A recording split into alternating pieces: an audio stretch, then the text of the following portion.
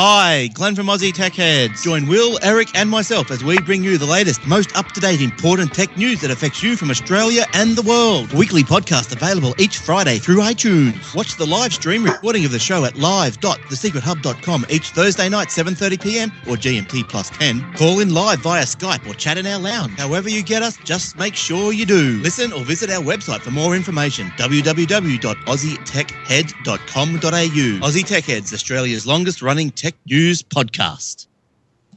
Tech Webcast, streamed from our brains to our mouths, to your ears, to your brain. It's like our brains are holding hands. Brain hands. That doesn't really make sense, but Tech Webcast does. Tech stuff, gadgets, games. Come and wander around geek heaven with us. Tech Webcast. Here, now, holding brain hands. Welcome to episode 284 of the Tech Webcast podcast, recorded on the 19th of April, 2014. Tech Webcast is recorded every Saturday and rebroadcast on Aussie Tech Heads on Thursday nights at 7 p.m. Please rate us on iTunes and like us on Facebook.com Tech Webcast. Great intro, Steve. How are you, mate? Welcome. Hey, I'm just happy I didn't screw it up. No, you didn't screw it up, mate. You never screw up. Okay. Never screw up. You never. Great job, as always. No Jennifer, Jody, or Andrew. They are away. I'm not sure what they're up to, but they'll be back next week, hopefully. We've got Jacob on. Welcome, Jacob. Hey, thank you for having me on, Brad. No problem, mate. And you'll be doing the news very shortly. Yes, I will. And I want to try to crack them up. Go ahead, mate. Also, we have got Scott or Sheeds from WP-Downunder. Welcome, Scott. Hi, guys, and hi, Brad. Thanks for the invite. No problem, mate. And we'll have a chat to you very soon, and you can tell us about what you do with Microsoft, sort of good stuff. Sounds great. Yep. Okay, Jacob, let's get into some news. Alex, before we do that, how's your week been, Jacob, by the way? Oh, pretty good. Any exciting things? Well, I got my new TiVo and a new hard drive. Nice one. You got that TiVo last week, and you got the hard drive this week. It's worth it because now I found out a way to transfer from views. Oh, nice one. So if you transfer your TV recorder shows onto your computer? No, to my TiVo. Oh, to the TV. Okay, so you can't actually watch it on the computer. Okay. All right, good stuff, Jacob. Enjoy that. Man, there's also a video as well of the unboxing of them two videos, so check that out on my YouTube channel, youtube.com/Brad20071. Steve, how's your week been? Oh, it's been pretty good. I've got the 3 days off from work, so I'm going to enjoy it while I can. You got much planned for Easter tomorrow? Not really. Probably a week or two ago, I knew Easter was coming up, and I forgot what day. And I know work shuts down for Easter on Sunday, but I didn't think about it beforehand. Anything coming up I might want to do, so I'll just kind of wing it. Nice one. What about you, Scott? How's your week been, mate? Yeah, pretty good one, actually. I had a couple of days off during the week, so good family time and enjoying a break down on the island. Nice one. Good stuff. How's the weather down there at the moment? Is it warm or cold? Or not swimming weather, but a bit of rain, but plenty of sunshine, so able to get out of the house a bit and drag the kids off the consoles for a while. Good stuff, mate. Good stuff. All right, Jake, let's get into some news. We'll talk about them at the end of the at the end. Can I add something for Scott? Go ahead. Hey, sure. at least the pool was not full of ice. Yes, we don't have that to worry about in Australia, certainly. Wow. Hey. Skating. Hey, good thing you don't. Ugh. Ice burn. Okay, let's move on. Okay, go ahead, Jake. All right. Let's go to the news. All right. A couple of these are from Brad. Yep. Okay, first one, SBS On Demand now available for all in Google Play, Amazon App Store, and Samsung apps. So basically, they're made a little app for their on-demand service. Basically, so like if you're away from home, you can watch the on demand somewhere else. Exactly. Yeah. Yeah. So this is good. This is pretty good for Android people. So you can actually watch the SBS demand. You can download it from the Google Play Store if you have an Android phone. So it's pretty good. So yeah, enjoy that if you've got an Android phone. Next story, Jacob. QuickFlix has growth in its customers and streaming demand. Yes, indeed. That's a great story. QuickFlix is going pretty well now. They've been around for a while, and they've added some pretty cool content to the service. And yeah, Scott, have you heard about QuickFlix? Yeah, certainly have. I think they've got a native app here in Windows 8, the new modern or Metro system. Okay. I don't think they have an app on Xbox from memory. I think Netflix in the States do. But yeah, obviously just an alternate service. Netflix and QuickFlix, similar sort of products. Yeah, definitely. Yeah, I've seen your Twitter before using Netflix on one of your machines, something. Yeah, just been playing around with it today. We'll probably get onto that a little bit more, but just trying to bypass some of the region restrictions. Nice one. All right, can't wait to hear about that. Okay, Jacob, next story. ZBox rebrands as Beamly. Great name. Do you agree, Jacob? Yeah. I wish the remote that you said that they put in there a while back would work on my Cox service. Well, if you try now, on your box, it should work. It works on my Foxtel, so it's pretty good. Okay. So yeah. So give it a go. Let me know how you go. We're just going to add Hannah Silver in as a co-host. She's going to join and have a talk to us. Okay, go ahead. Next story, Jacob. Let me select it for you. Okay, Twitter wants to encourage better mix of public tweets and private messaging. Good story. Yeah. Go ahead. So basically, like if you don't want people to see your tweets or anything, you can just privately instead of just putting it out there. Because sometimes you don't want people to see or hear what you have to say.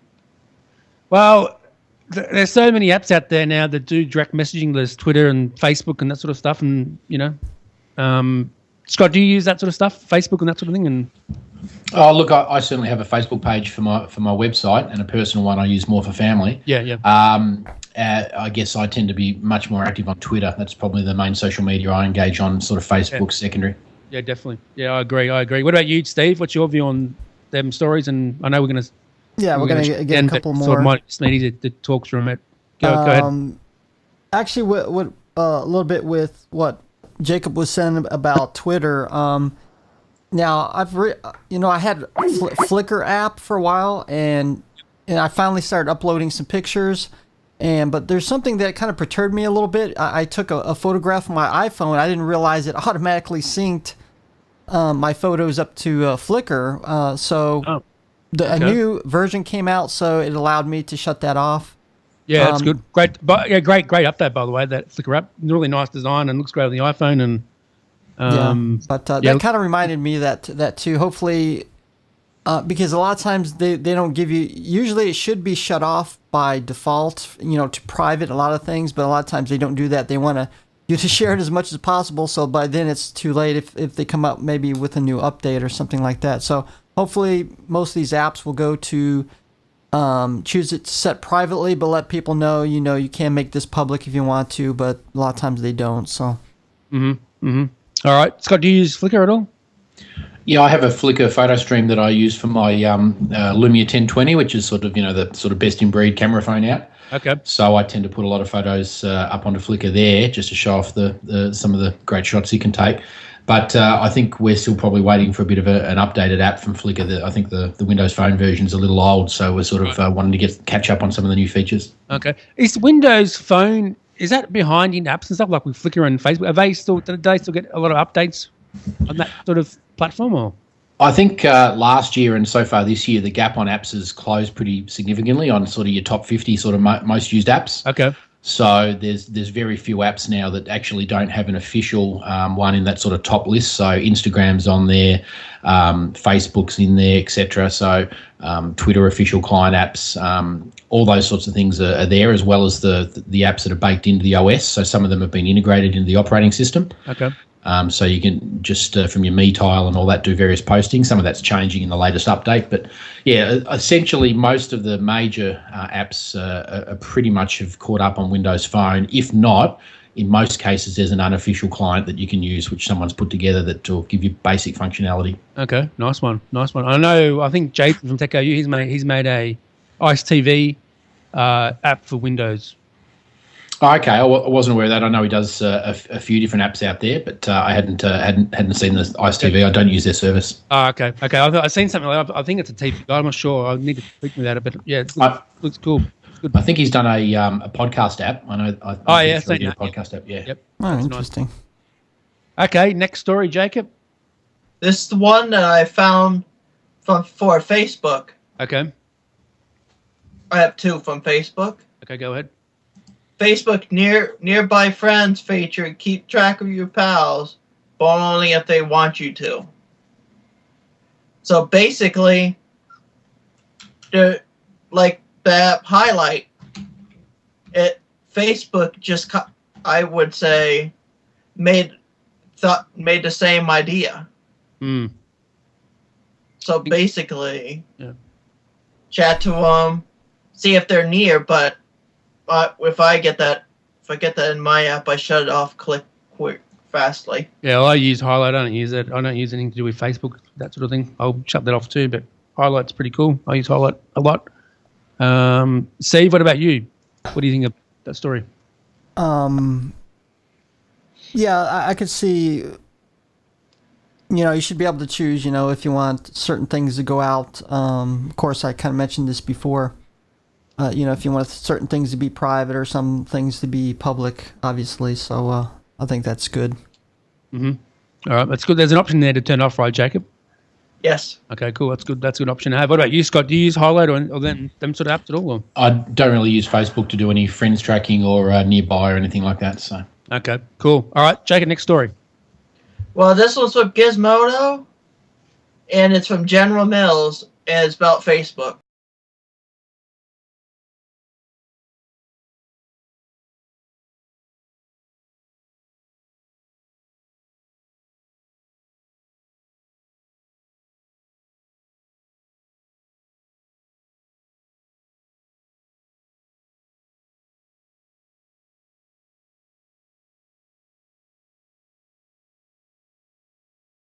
Next story, Jacob. 1 second. Okay. Nitrous IO launches a hack button to help developers to test open source code with one click. That sounds pretty good. It does indeed. It's like a debugger. Yep. Okay. Yep. Next story. I like that idea because it's a decoder. Yep. Sounds good, mate, to me. All right, we got one more from Facebook, but this one is for all the people that have auto-playing videos on Facebook. How to turn off Facebook's auto-playing video ads. Would you? Yeah, go ahead. Go ahead. Explain to people how to turn off. You told me about this yesterday. It was really cool. Well, basically, on your desktop, it says here. It says for the Facebook desktop on the computer, you can turn off autoplay videos. On Facebook, head to your drop-down menu in your upper right corner and go to Settings Video. You can also click the link here. The link will be in the chat for anybody who would want to see that. And it'll say next on the autoplay video setting. Mm-hmm. Click the on button to change it to off. Good tip. That really annoyed me with the autoplay videos, Yeah, it takes up you're just sitting there. It just takes up a lot of memory. Mm-hmm. Drives you crazy. Scott, do you have a view on them stories at all? Them last two? Or?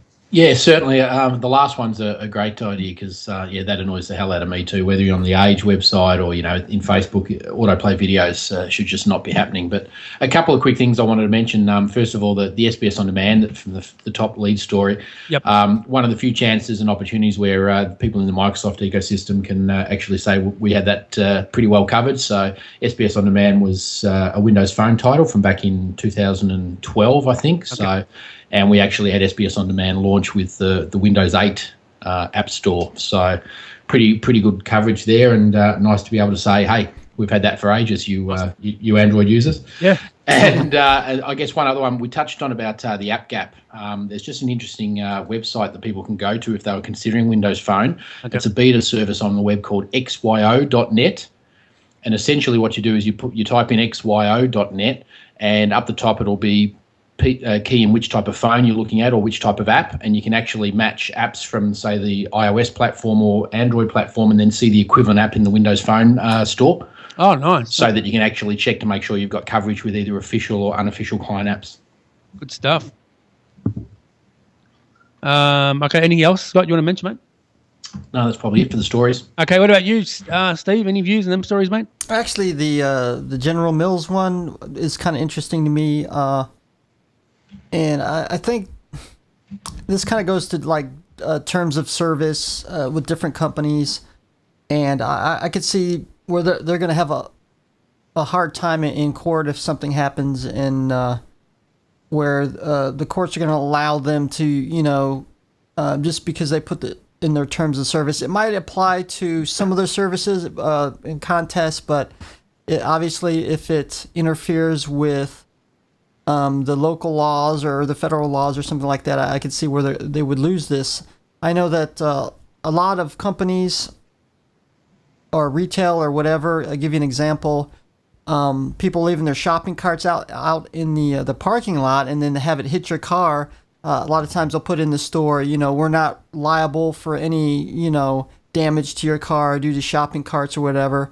And in many cases, people have been winning court lawsuits over this and been winning because I think a lot of times they just do that just so people think, that they're not responsible, and that's not always the case. So I'm kind of interested to see how this turns out in the long run.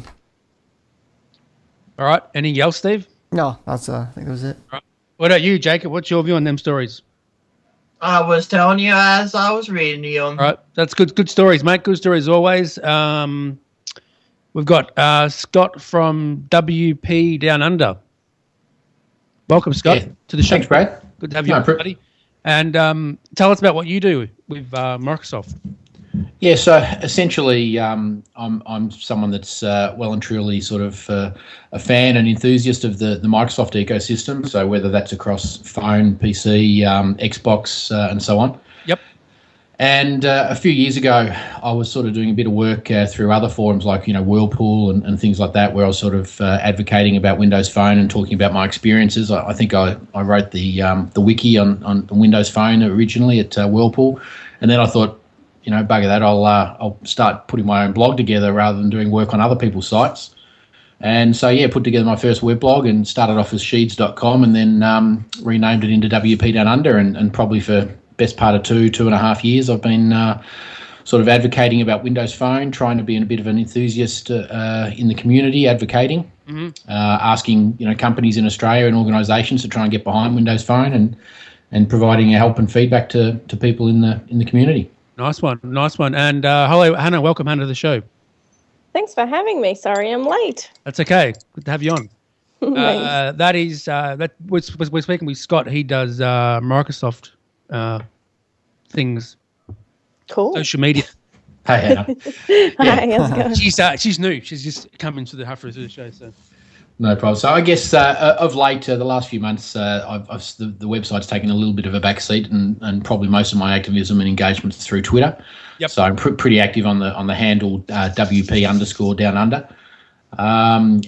We sort of work through the Australian hashtag, which is WP8AU. So that's sort of our community hashtag here in Australia. And we sort of talk about the latest developments. Obviously, there's been a lot happening in Windows Phone in the last couple of weeks with the build conference and the release of the new 8.1 OS update. Yep. So there's people can get early access to that. It's not officially released, but if you sign up to be an MS developer for free online, doesn't cost you anything. You can actually then download the update, put it on your phone. Comes with a swag and new features, some of them sort of catching up with the likes of Android and iOS, activation centers and notification centers and so on. Nice one. And it's got a digital assistant in beta form that's available if your region's set to US, which is called Cortana, which has been named after obviously the computer AI out of the Halo series. So, yeah, there's sort of some new features that have come out, but there's a whole tweak of, a lot of tweaks and enhancements to make the system function better and work more smoothly. All right, sounds good, Scott. Jacob, any questions for Scott? Well, what was the best thing you wrote on your blog for recently?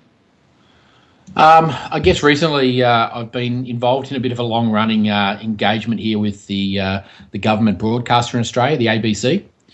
And up till now, the ABC has not been putting any apps out for the Windows Phone platform.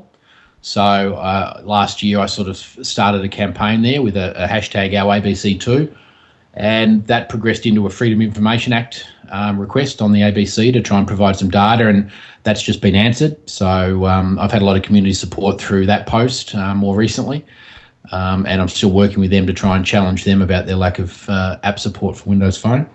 So that's a very active thing I'm doing at the moment. Also, some of the other government service apps, like we've got a Fire Ready app here in Australia, which is used to check for bushfires and alerts.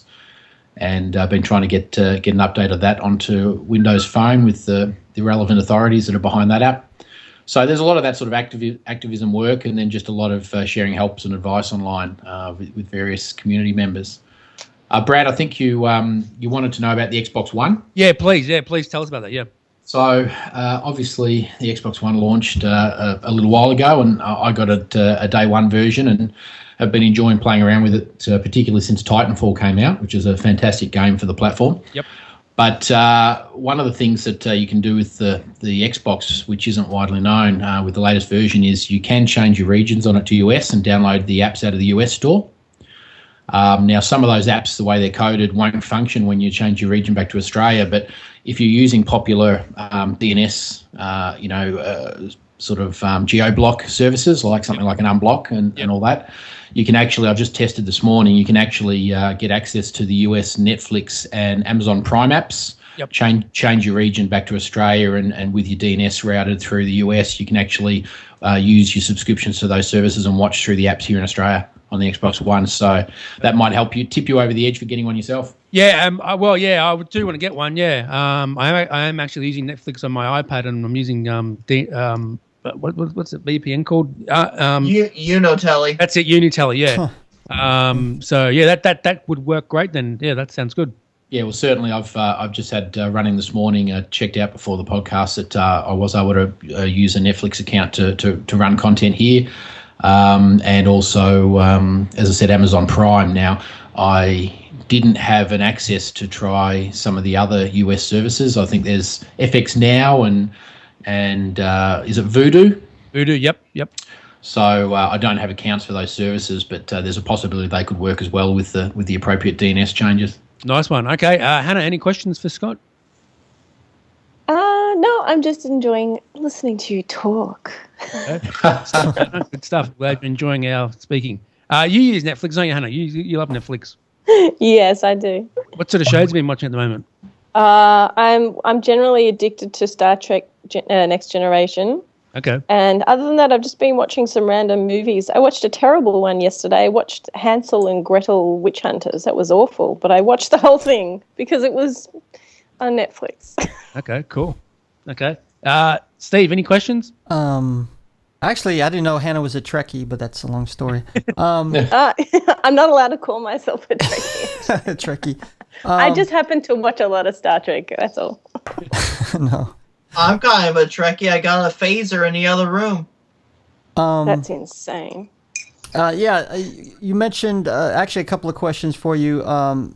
How one of them is how many Windows apps do we have now? I'm guessing there's been I know you've been trying to get a push for more apps, but how much is generally out there right now? Oh, I can't remember the last numbers for the total number of apps in the Windows Phone Store globally, but it would be hundreds of thousands. So, as I said, I think, for a couple of years there, I think there was a justified argument that there was an app gap in the marketplace between competing platforms, iOS and Androids. But I think now your major and most popular apps generally have a client available, a native official app title in Windows Phone Store.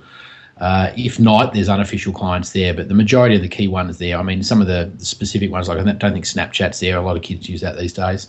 But most, the WhatsApp and Viber and Instagram, Twitter, Facebook, all of your key major apps have official versions pretty much in the store. YouTube in there, which was a bit of a saga with Microsoft and so on, and Google and being blocked and so on about YouTube. But generally, they're all there, or most of them are there. So people will really get by, I think. And after that, you get to a point where the total number of apps in the store is sort of a bit of a, how long is a piece of string? Has it got the apps I need? That's probably enough, And with some of those services online, you can check those out. You can go in and check the Windows Phone Store online to see if your apps are there, if you were considering a switch. So that's all pretty cool. And actually, a cool little thing that I thought I'd mention we did here in Australia is I was behind, in partnership with a local app developer, a campaign, I guess you could say, called developdownunder.com. Okay. So that's another website you can go to. If you're in Australia and you're looking at a Windows phone, developdownunder.com, there's an app in the store and there's a website, and any Australian developer putting a Windows Phone app together can submit their app to this catalogue, and then it goes into the app so that the community here of users in Australia can actually look for locally made apps and support developers here. Okay, nice one. Yeah, so we've got that website up, and that got some good coverage when we launched it. And I think at the moment we've got almost 500 locally made apps in the catalogue that are available, and with nearly 150 developers. Nice one. How long does it take for an app to get approved on the app on the store? Well, as potentially as recently as tweets that I've seen in the last week or so, you've got developers that are getting apps approved in a couple of hours. Oh, nice one. Okay. So, it can be as quick as that. Rarely, unless there's issues that you're going to get rejected on, does it go more than a few days. So one of the real strengths of the Windows Phone platform is actually the developer experience. So it's the tool sets that are available for developers are pretty brilliant from feedback from Android and iOS users that come across and actually start developing for Windows Phone. Lots of support documentation, lots of support courses, lots of free stuff from Microsoft that people can get access to, the Visual Studio experience. So it's really one of the core strengths there about actually, once you get people in and have a look at it, and when you've got things like Xamarin that people can now piggyback off into development for Windows Phone and the Unity projects, you've got a lot of stuff that supports it now. There's actually, if anyone in Australia is interested in signing up for news and information about developing for Windows Phone, there's actually a local Microsoft website which has all free training events and access to phones for people to play around with to do developing on. Okay. So if you key in wp.msdeveloper.com.au, you can actually register there and actually see all the events, see some community people and links to other enthusiasts that can help you out developing. And you can actually get tokens to sign up for free to be a developer and get access to loan phones to play around with. Oh, nice one. Okay.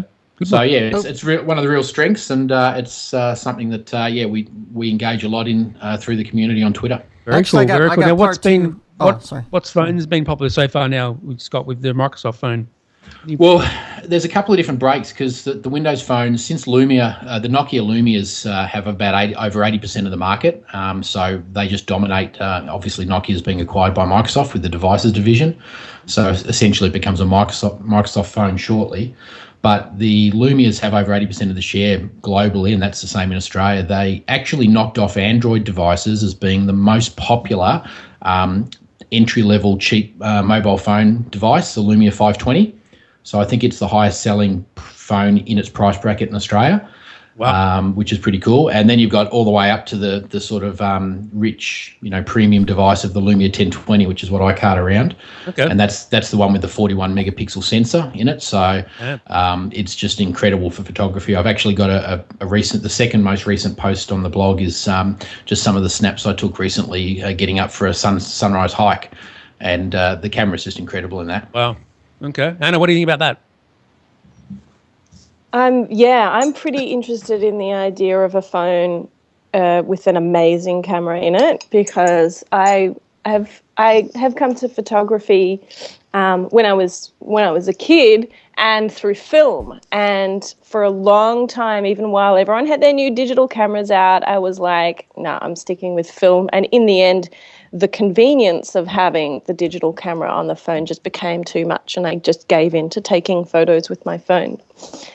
So yeah, I've just got the iPhone, which I was just thinking the other day, I've got an iPad 2, and it's still, the mind just boggles that they put such a crappy camera on it. I cannot believe that Apple put a crap camera on the iPad, on one of the new ones. So yeah, what did you say? 41 megapixel? That's amazing. That's right. So if you're shooting in the standard frame format, then how it works is it takes, I think, a 35 or a 36 megapixel major image, and then it uses all of that extra sensor information that's been taken in the image to oversample it into a 5 megapixel JPEG, which is the shot that you can share and see. Mm-hmm. So it actually gives you a really sharp, brilliant color reproduction 5 megapixel image, and at any stage, because it's got that 34, 35 megapixel, whatever it is, large image, you can actually go back in and reframe your shot anywhere in all of that information to come out with a new 5 megapixel JPEG.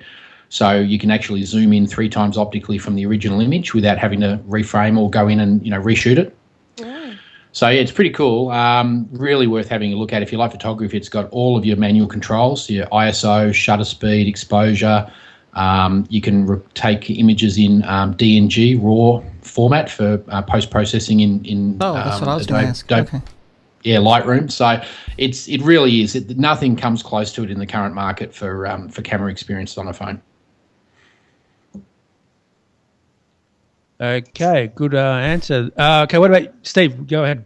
Well, actually, I was going to, wondering about the camera as well, but you already talked about it. Now that Microsoft has released the Windows Phone operating system to the manufacturers and not charging them anymore, how do you think that'll do for adoption rates, perhaps with other models of phones? Because I think at one time I've heard that, of course, they don't release this information, but I heard normally Microsoft might charge $8 per phone or something like that. But since that's going away, how do you think that's going to do on adoption rate for other phones? Look, I think it's a good question, Steve. I think no doubt it's a great move by Microsoft, because I think that what they announced was that under a certain form factor size, I can't remember if it was less than 9 inch 9 or inches, so, yeah. 8 inch or under, they're going to basically give up, offer the OS for free with no licensing fees. What it actually does is it means that Android will actually generate more revenue off the patents that Microsoft own for Android than they'll get on a Windows Phone handset. So it may actually drive some of the OEMs to actually say, hey, from that perspective, it's cheaper for us to throw out a Windows Phone model than it is to actually put another Android exclusive device out. So if it increases the breadth and range of devices available to the market and it puts more OEM support behind the platform, then that's a great thing. Mm-hmm. Yeah, it's great for everybody, I think. Absolutely, because, I mean, it's probably not a healthy situation to have 85, 90% of the market share of sales and all tied up in one brand, which is the Nokia Lumia range. Yeah, exactly. They need to get Samsung out with more phones, which I think they are. Samsung, I think, are releasing another phone. Actually, I've heard too that kind of Samsung kind of dropped Windows Phone. I just remotely heard this. I don't know if it's on one phone or most of them. So maybe, perhaps this would. Of course, I know they're with Android, and supposedly they also have their own version of operating system, which I'm kind of wondering they're going to fork out. That way they don't have to be dependent on Google. But so perhaps this would be get Samsung maybe to use some their Windows Phone operating system on some of their phones. Yeah, I think that some of the other OEMs. So originally back in Windows Phone 7 at launch, you had LG, you had HTC, all present with a range of phones. I think the fact that some of those phones weren't great devices in terms of their form factors. Some of them were a bit ordinary, didn't help matters. But in an ideal world, there's no reason why you couldn't actually have someone like Samsung say, here's the Galaxy S5. And here's the equivalent, hardware specs available on a Windows Phone release version. So there's a Galaxy Windows Phone S5 or something like that. That would provide great market choice for consumers. They can say, well, there's the equivalent spec phone available with quad-core CPU and some of the other specs that Windows Phone is now catching up to. And they could just sit there and say, well, which platform do I like the look of more? But then you get down this whole rabbit warren as well about the retail experience. Historically, there's been very, very poor knowledge and support in the retail by salespeople about Windows Phone. They just haven't had a lot of experience with it, and they don't do a lot to push it. They'll just push people to the next Android device that they make a good commission on. So there's a lot of structural stuff that needs to be changed, but no doubt, starting with more devices and more manufacturers and OEMs offering Windows Phone, that's where they've got to be. All right. What about the Xbox One, Scott? What have you been up to with that, mate? Any interesting? Well, yeah, I mostly lately, I'm not a huge gamer, and I tend to only restrict my Xbox One usage to the weekends. Oh, yeah, cool. Sort of, put it out of reach where I can't delve into it during the week. Mm-hmm. But have been playing Titanfall a lot. It's just a classic game, so I'm not sure if you're aware, but that was, I think, some of the original developers behind the first Call of Duty's games broke off to form Respawn. And they developed in conjunction with Microsoft the first this first exclusive title, which is Titanfall, and it's multiplayer only, pretty much. And it's essentially takes all the Call of Duty game style into a sort of mech warrior sort of. You can play as a solo pilot or individual, or you can jump into a mech machine and then try and blow the hell out of other mech machines in the game. It's fantastic, good fun. And it actually uses the Microsoft Azure servers to actually offload some of the content from the game to the cloud, which is pretty clever to try and actually improve the experience. How about third-party applications on the Xbox One? So in Australia on Xbox One, the launch titles that we had and where we currently probably sit is the Crackle service, Machinima, is it? Mm-hmm. Machinima? Yep. I can't remember that one. We've just had released we've got access to the MLB TV baseball service, SBS On Demand and 10 Play, so Channel 10, the free-to-air station here. Both of those services are available on Xbox One. You've naturally got Microsoft services like Skype and in Explorer, TED, Twitch, and YouTube. They're sort of the native apps that are here. There are more apps available in the US. And as I said, for instance, you change your region on your Xbox One to the US, and then I was able to install the NFL official app over in the States. Nice one. Then change your region back to Australia, and then you can sit there and watch all your catch-up content and some of that stuff from the NFL. So do you need to change your DNS address? Some of the apps you don't. So NFL, for instance, will work without having to do a sort of unblock service to change your DNS. Okay. But the subscription ones that are all geo-blocked, like your, as we talked before, FX Now and Netflix and Amazon Prime, etc., that you do need to do a bypass through geo-blocks to access those here. Yeah. And some of them still wouldn't work. I just tried, is it Fox Now? That's the catch-up for Fox TV in the States. Okay, is it? Okay, Fox Now, I never... I just tried running that and I kept getting a server error, and I was trying to run everything even with the unblocked service running. So maybe there's some other check it's doing for Australia and picking up some sort of error. But yeah, I looked at, there are going to be more apps coming. So I think ABC in Australia, I think, are in discussions about ABC iView for Xbox One because it's already on 360. Yep.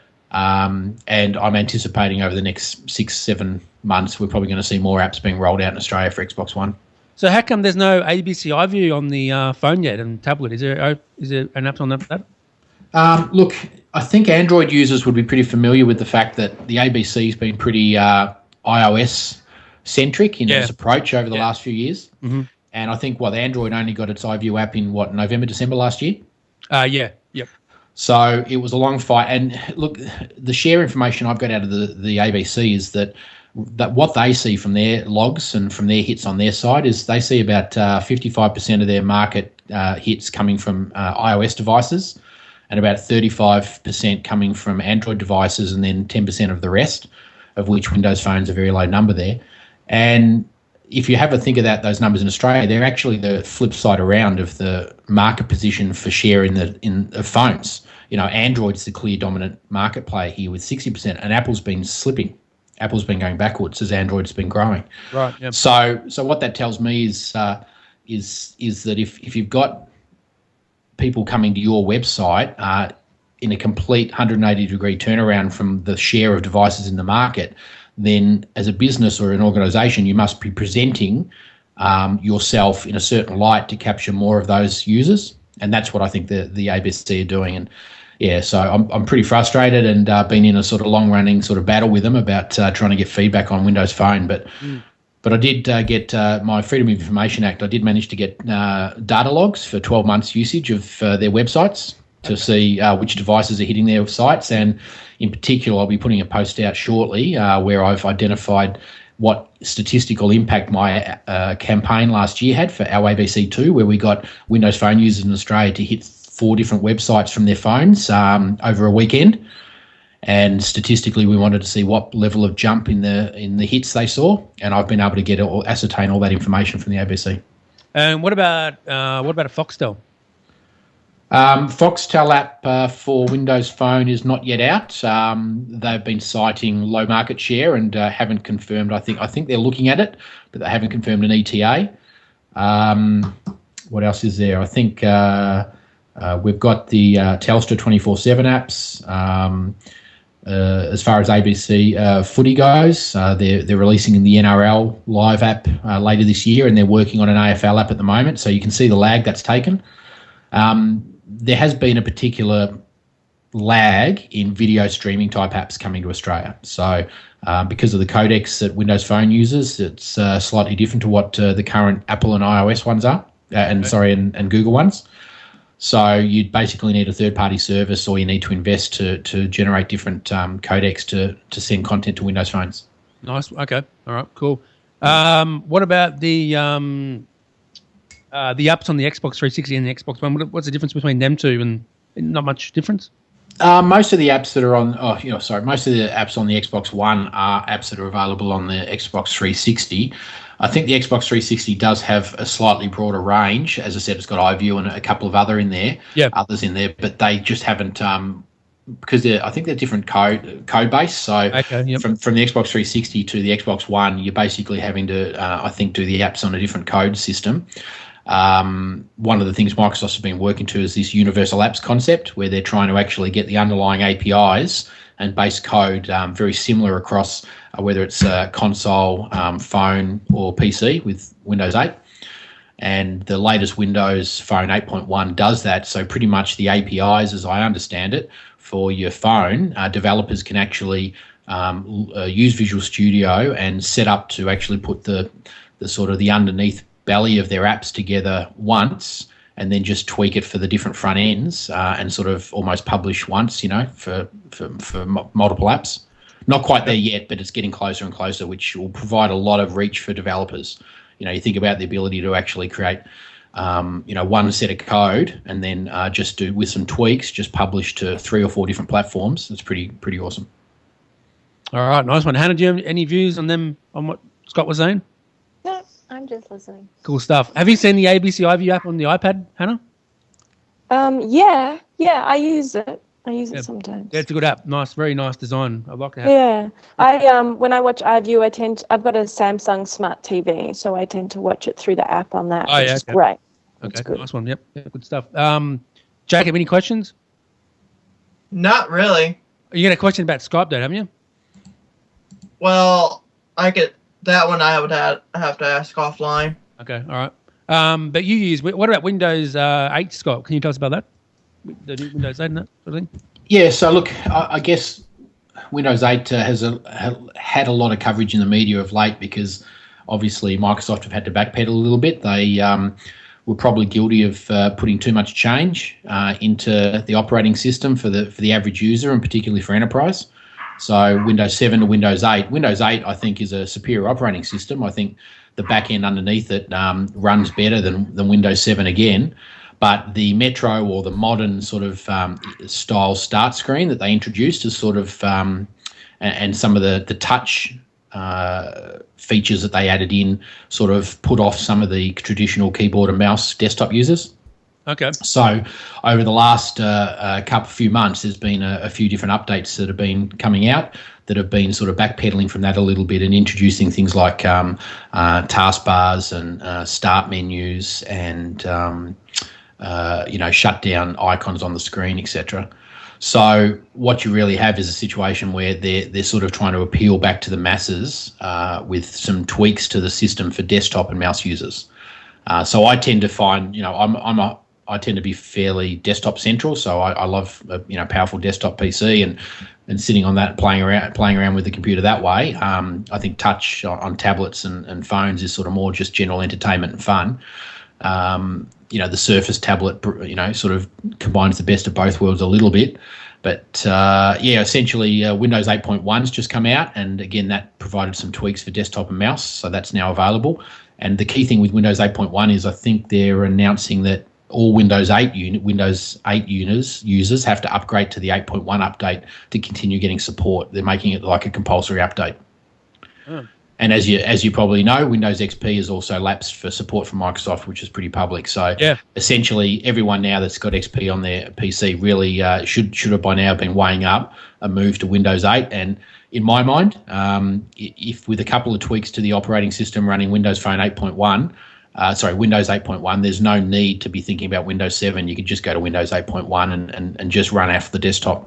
Okay, all right. With the Windows Phone, what sort of messaging options do you have on there? Pretty much all the major ones. So like iMessage, and I'm just wanting to know what you have to compare with iMessage to what you guys have, like anything like that. Well, you've got, as far as messaging apps go, you've got access to Facebook messaging, Twitter direct messaging, Viber, WhatsApp. What's the built-in one to Microsoft? Yeah, that's what I mean, like built-in ones, the default sort of things. As far as the default one goes, I think. Just trying to remember. Probably just text messaging, isn't it? Yeah, it's just the default one is just SMS. So just using SMS service. Yeah. And then you'd basically have an option to contact people via any of the other apps or the integrated apps previously, which were Twitter and Facebook were the two apps that would integrate for messaging. Yeah, they're the main two I use. What about you, Hannah? What apps do you use for messaging? Oh God, like all of them. Wow. I have Apple, so I use iMessage and Facebook, and I have a growing community of family members using WhatsApp and Viber. My dad's text messaging has stopped working. He doesn't get my texts, so now we Viber. Oh wow. Okay. Oh. Okay, sounds cool. Fun. What about you, Steve?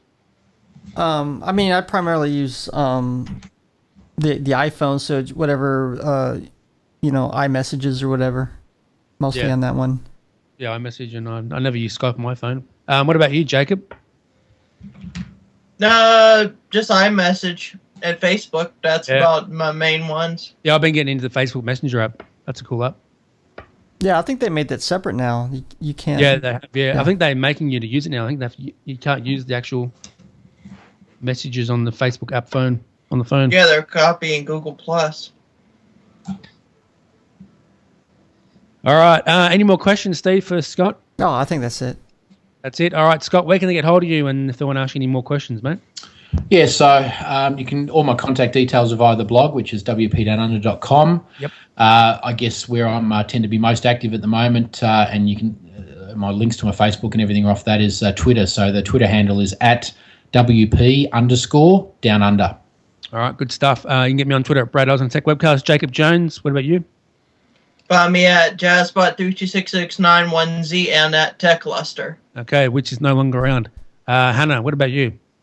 Yeah, I'm on Twitter. Hannah is spelled Hanna. If you want to Google me, Hannah Silver. I'm everywhere, like a plague. She's everywhere, all over the internet. Steve, what about you? Did she see like a plague? Yeah. Yeah. Okay. Well, it's Passover. It's a relevant topic. Oh, okay. You can find me on Twitter as chatterbox_live, and of course my Justin.tv Linux Cool Dude channel here. You also find the live version of the Tech Webcast. Yay! Hey, good to have you rebroadcasting your show, mate, every week. Yeah, it's fun. It's very fun. And good videos too, Jacob, by the way. Thank you very much, Brad. Please share them every day. Thank you, I Vic. will. Scott, appreciate your time, mate. Thank you very much for having me on, Brad, and nice chatting with you all. Yep, you too, mate. Thank you. Well, that's it for Tech Webcast this week. Thank you for tuning in. We hope you enjoyed having your mind expanded. Tune in next week for more tech talk with Brad, Jason, and whatever crazy guest they've managed to rope in. Don't forget to get the Tech Webcast app from iTunes. Follow us on Twitter at Tech Webcast, and of course check us out on Facebook too. Until next time, may the tech be with you. Peace.